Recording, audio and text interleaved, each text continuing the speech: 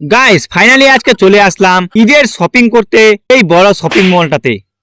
বাড়ির দিকে গাইস আমি আর আমার বন্ধু হালকা করে ঘুরে বেড়াচ্ছিলাম, আর তখনই বাড়ি আসে দেখি কি এখানে একটা এলিয়েনের বাচ্চা চাঁদের দেশে থেকে আমাদের দেশে চলে আসছে। ওইটা দেখতেছিলাম গাইস, তখনই বস আমাকে কল করে বলে কি জলদি কোটগছ আয়, দুইজনই মিলে ঈদের শপিং করতে যাবো। তখন আমি আর বেশি দেরি না করে সিধা কাজ চলে গেলাম কোটগছ। আর এখানে গাইস বসের জন্য আমরা ওয়েট করতেছিলাম কিনা, তখনই আমার বন্ধুটা আমাদের জন্য খাবার অর্ডার দেয়। তো তোমরা জানো গাইস খাবার পাশে আমি আগে আছি। তারপর আর বেশি দেরি না করে এগুলো ফাটাফট ঠুসে দিলাম, আর তখনই গাইস বস আসে। আর তখনই গাইস বসের বাইকে চড়ে আমরা যাচ্ছিলাম দাসপাতে শপিং করতে। জাজিয়াতে গাইস রাস্তার সাইডে একটু আমরা দাঁড়ালাম, বস তার টিমকে খালি করবে নাকি বলে। আর হঠাৎ তখন গাইস আমাদের সেলিব্রিটি লোক এন্ট্রি মারে,